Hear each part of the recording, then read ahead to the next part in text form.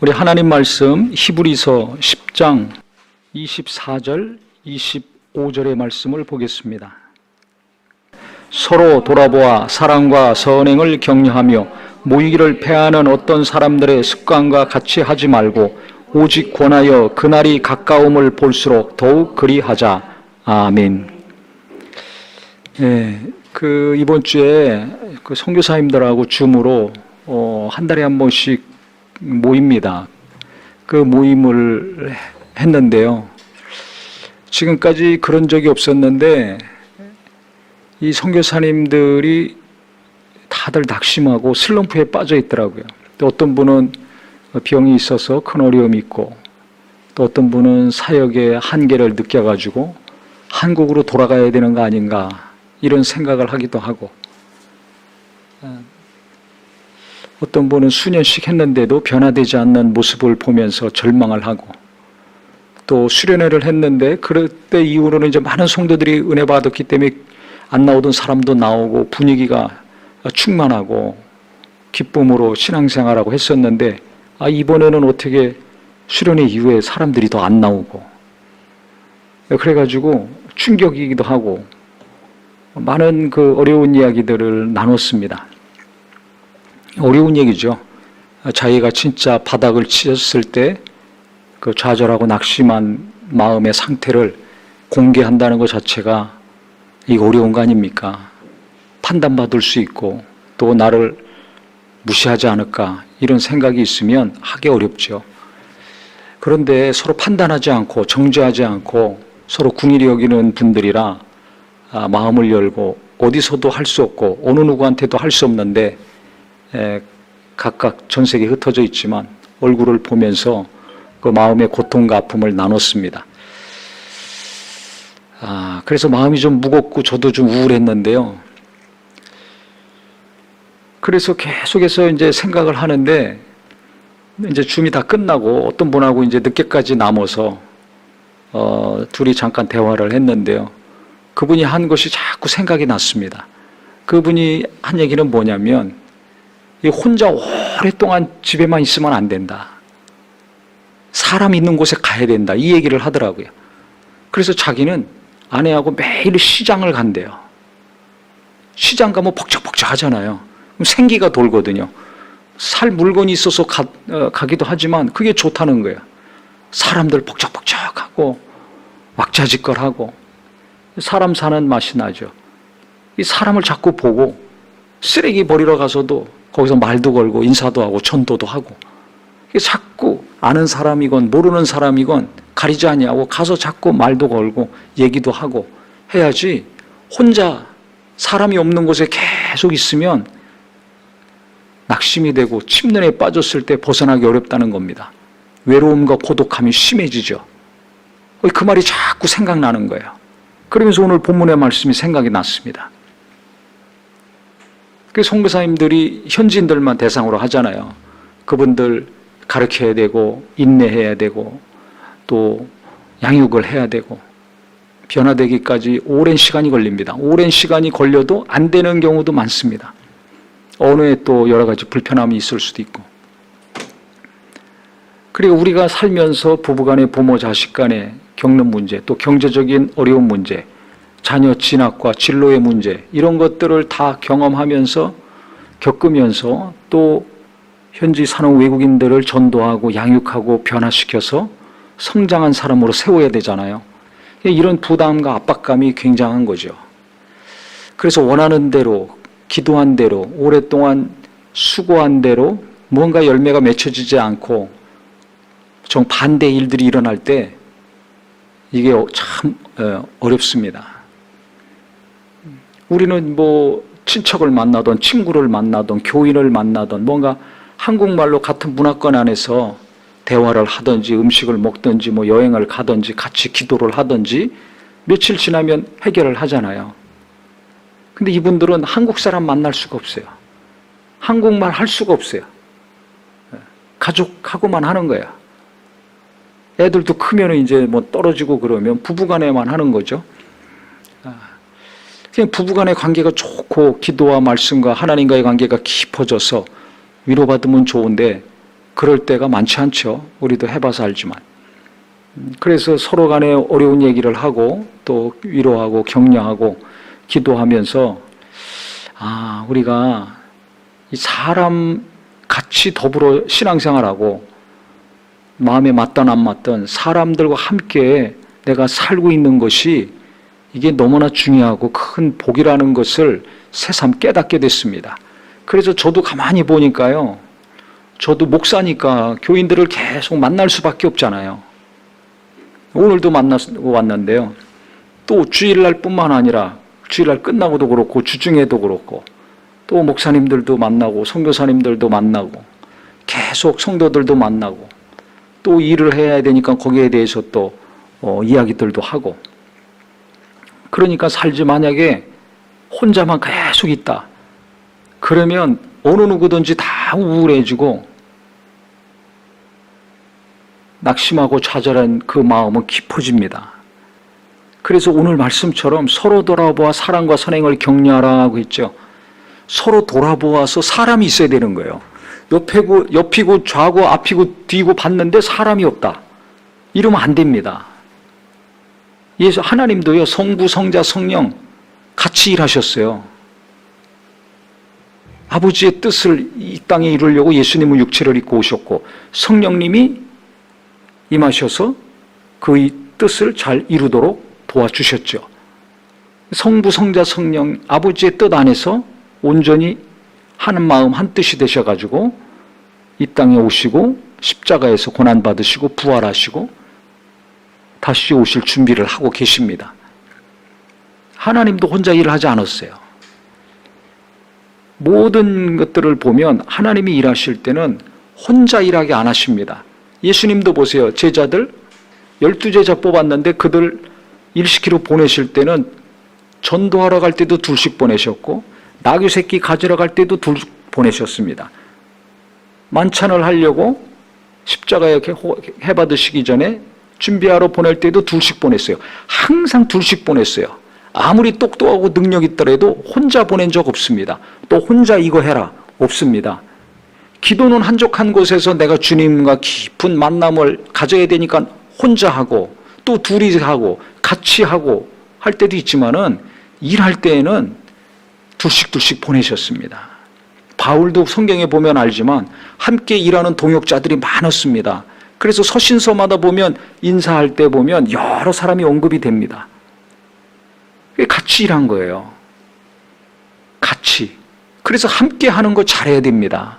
내가 어떤 위치에서 어떤 일을 하든지 간에 서로 돌아봐 사랑과 선행을 격려하고 격려받고 사랑을 하고 사랑을 받고 위로하고 위로받고 도움을 주고 도움을 받는 관계가 있어야 됩니다.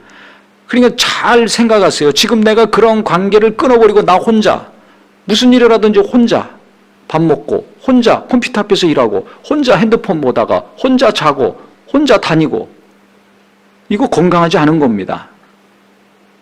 좀 심하게 얘기하면 병들기 쉽고 남들과 함께하는 거 잘하지 않고 혼자 하는 것만 잘하면 이거 문제가 좀 있습니다. 왜냐하면 성경하고 일단 안 맞잖아요. 이런 분들은 혼자 자족하는 분들은 누구 사랑하기가 어려워요. 왜? 같이 하기 싫은데 무슨 사랑을 해? 사랑은 같이 해야 할 수 있는 거잖아요. 같이 하기 싫은데 어떻게 사랑해? 사랑과 선행을 격려하라고 그랬는데 사랑이 벌써 막히고 격려가 막힙니다. 알아서 해라. 나도 나 살기 피곤하고 힘든데 어떻게 저 사람까지 생각해? 너무 힘들어. 그러면 내가 어렵고 힘들 때 어떻게 할 거예요? 관계가 없는데 자기가 거기서 벗어날 힘이 있으면 믿음이 있고 능력이 있고 영역이 있으면 모르지만 그렇지 않으면 어떻게 됩니까? 주저앉게 됩니다. 나이가 어려서면 부모님이 기도해주고 도와줘서 어떻게 되지만 나이 들면 어떻게 되겠어요? 부모들 힘 빠지고 부모님들 가면 그 다음에 어떻게 됩니까? 내 힘으로 살아갈 수 있어야 되는데 인간은 자기 힘으로 혼자 살 수 없는 존재입니다. 그래서 아담이 타락하기 전에 범죄하기 전에 하와를 만들어서 가정을 만들어 주셨습니다. 혼자 사는 것이 하나님께 보실 때 좋지 않게 보이셨어요. 뭔가 허전해. 뭔가 불완전해. 범죄한 다음에 하와 만들어주시지 않았습니다. 범죄하기 이전에 하와를 만들어주셨어요. 그때 아담이 얼마나 기뻐했습니까? 이는 내 뼈 중에 뼈, 살 중에 살이라 고백했죠. 그래서 가정이 탄생이 됐습니다. 혼자 살 수 있으면 가정 만들어주지 않아요. 부부간에 얼마나 싸우고 갈등이 많습니까? 그런데 아무리 싸우고 갈등이 있다 할지라도 하나님은 가정을 만들어주셨어요. 남자와 여자가 연합해서 한 몸을 이루어서 자녀를 낳고 살게 해주셨습니다. 우리는 그렇게 살도록 하나님이 만들어주셨어요. 이게 순리입니다. 이렇게 사는 것이에요. 같이 사는 겁니다. 자녀를 낳고 여러 가지 지치고 피곤하고 힘든 것도 있지만 같이 부딪히면서 사는 겁니다. 그러면서 우리가 많은 것을 배웁니다. 하나님의 마음도 알게 되고요. 인내하는 것을 알게 되고 자녀는 희생해야 키울 수 있습니다. 희생이 뭔지, 헌신이 뭔지, 수고가 무엇인지를 자녀를 낳고 키우면서 알게 됩니다. 진짜 믿음과 신앙이 무엇인지를 그때 알게 됩니다. 많은 것을 배우게 되고 깨닫게 됩니다.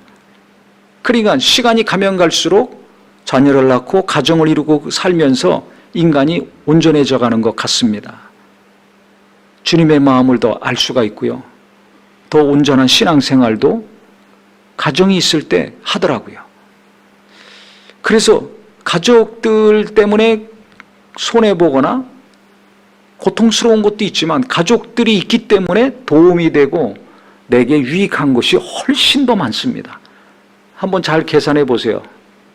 손익계산서 한번 써보세요. 손해나는 거, 이익이 되는 거. 단점과 장점, 어느 게 더 많은가? 장점이 훨씬 많습니다. 내게 도움이 되는 게 훨씬 더 많습니다. 그렇기 때문에 우리가요, 신앙생활 잘하고 이 땅에서도 잘 살다 주님 앞에 서야 될 텐데 그러면 어떻게 되는가? 가족이 있어야 되고 그 다음에는 교인들이 있어야 돼요. 은혜 받고 신앙생활하고 기도하고 서로 궁일이 여겨서 도움을 주고 받고 사랑을 하고 받고 하는 성도들이 있어야 됩니다. 믿음의 성도들이 있어야 됩니다. 믿음의 친구들이 있어야 됩니다. 그래야 내가 위경에 빠졌을 때 나를 붙들어주고 위로해주고 기도해주니까 내가 빨리 건진받을 수가 있어요. 그래서 선교사님들이 정말 어디서 할 수 없는 그 무거운 마음의 짐을 나눴는데요. 어떤 분은 이미 한 주간 하다가 이미 벗어난 분도 있고 또 서로 이야기하다 보니까 자기 연약함 얘기하면서 또 위로받고 격려도 받고 다시 사명을 부여잡고 열심히 이제 일하게 되죠.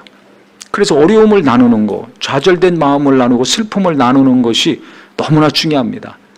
그 모임을 처음 할 때도 그분들이 원하지 않았어요. 좋아하지 않았어요. 왜? 자기 하는 일이 뭐 발전이 있거나 계속 성장하지 않으니까 부담이 된 거죠. 맨날 똑같은 사역인데 별로 변화가 없는데 뭘 매달 합니까? 두세 달에 한 번씩 합시다 했는데 첫 번째 했을 때 연약한 것이 나오기 시작했습니다. 의도치 않게 하나님이 감동하셔가지고 어려운 것들을 나누게 되니까 서로 자기 마음에 어려운 거 무거운 짐을 막 쏟아내는 거죠. 그러니까 너무 좋은 거예요. 왜 좋아요? 나만 괴로운 줄 알았는데 나만 사역이 안 되고 더디고 교인들이 강팍한 줄 알고 한 줄 알았는데 아니 저분 얘기 들으니까 저기서도 그래. 여기 얘기 들으니까 여기도 똑같아. 아, 나만 괴로운 것이 아니라 이런 괴로움을 저 사람도 갖고 있구나. 내 사역지만 교인들이 변화되지 않는 줄 알았더니 아이고 저 나라도 그렇구나. 이심전심, 공감, 이해. 나만 힘든 것이 아니라 같이 힘들구나. 이러니까 거기서 위로가 되고 치료가 되는 거예요. 힘을 얻는 겁니다. 얼굴이 밝아져요. 우거지상이었는데 얼굴이 밝아져요. 그러더니 두세 달에 한 번씩 하자던 분들이 매달 합시다. 그래서 매달 하고 있습니다. 좋으니까 하는 거죠. 매달 하고 있어요. 빠지지도 않아요. 제가 생각할 때는 그 시간을 기다리고 있는 것 같아요. 그러면서 우리 그 목장 모임이 생각났습니다. 소그룹 모임들. 예배만 하고 가시는 분들이 있다면 이번 주부터라도 목장 모임에 참석하시기 바랍니다. 아니면 어떤 봉사에 같이 참석하시기 바랍니다. 신앙생활은 혼자 하고 어려울 때 말도 못하고 기도 부탁도 못하고 있다면 어떻게 되겠습니까? 지금 있는 신앙도 더 흔들리고 나중에 심하면 무너질 수가 있습니다. 그러면 안 되잖아요. 가장 중요한 게 믿음인데, 하나님을 믿고 의지하는 신앙생활인데, 그게 흔들리면 모든 게 다 무너지게 돼 있습니다. 근데 신앙이 위로를 받고 도움을 받고 기도를 받아서 하나님과의 관계가 회복이 되고 깊어지면요, 깨질 것 같던 가정이 회복이 되더라고요. 그리고 이혼 서류에 도장 찍어서 법원까지 갔던 가정도 다시 화해하고 지금 잘 살고 있지 않습니까? 여기저기 이혼한다는 가정들이 잘 살고 있어요. 남편 때문에 눈물을 흘리고 자식 때문에 콧물을 흘렸던 사람들, 하나님이 같이 기도하게 하시고 같이 은혜 받고 위로하고 격려하게 하시니까 간증이 막 나옵니다. 간증이 나올 수 없는 흔들리는 가정이요, 흔들리는 심령이었는데 어떻게 간증이 나옵니까? 서로 돌아봐 사랑과 선행을 격려했기 때문에 내가 받았어요. 사랑을 받고 위로도 받고 격려를 받으니까, 기도 후원도 받으니까 살아나는 겁니다. 할렐루야. 그 체험을 하니까 또 그분이 누군가를 도와주는 거죠. 누군가를 위해서 기도해주고 누군가를 또 섬기는 거예요. 그러니까 그 사람이 또 살아나서 간증을 합니다. 그걸 보고 들은 사람들이 또 감동이 돼가지고 그 대열에 계속 동참을 하는 거죠. 그래서 모이기를 패하는 어떤 사람들의 습관과 같이 하지 말라고 그랬어요. 즉 혼자 신앙생활 하지 말아라, 혼자 살지 말아라는 얘기입니다. 오직 그날에 가까울수록 더욱 그리하라 그랬습니다. 모이는 거 잘 하라는 거죠. 그래서 예배도 혼자 집에서만 하고 있다면 성도들과 같이 예배하는 거 너무 중요합니다. 교회 와서 같이 예배하는 우리 성도님들 되기를 바랍니다. 그래서 예배도 같이 하고, 목장 모임에서 삶을 나누고 감사한 거 나누고 은혜를 나누고 고통을 나누고 기쁨을 나누고, 그래서 도움 받을 거 있으면 받으시고요, 또 내가 도움을 줄 수 있는 분들이 있으면 도움을 주시고, 같이 기도하면서 우리가 살 때 믿음도 건강하고 마음도 정신도 건강하고 성경적인 신앙생활을 할 수 있을 것입니다. 그래서 우리 성도님들은 무슨 일 하든지 같이 하는 거, 난 혼자 하는 게 너무 좋아 하더라도 억지로라도 같이 하는 거 잘 하시면 내가 더 은혜가 넘치고 믿음이 성장하고 인격이 성장합니다. 저도 어떨 때는 혼자 있는 게 너무 좋아요. 기도하고 하나님 말씀 보면서 은혜 받는 게 너무나 좋아. 책 보면서 깨닫고 인도함 받는 게 너무나 좋아. 그러면 안 돼요. 아무리 영감이 넘치고 은혜가 넘친다 할지라도 성도들과 함께하고 연약한 분들 함께하고 그러면서 하나님이 주신 것들을 나눠야죠. 나만 깨닫고 나만 충만하고 나만 좋으면 그게 무슨 소용이 있어요. 그걸 나눠야 줘야 되는데 언제 나눠줘? 만나야지 나눠주죠. 만나야 되는 거예요. 교인들을 만나고 목사님들 만나고 선교사님 만나고 청년 만나고 고통스러운 만나고 만나야지 은혜를 나눠주고 말씀을 나눠주고 하나님의 기쁨을 나눠줄 거 아닙니까?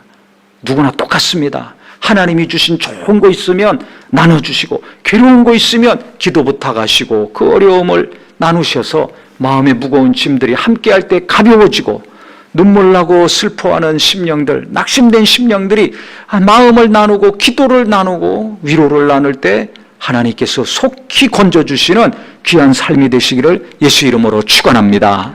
기도하겠습니다.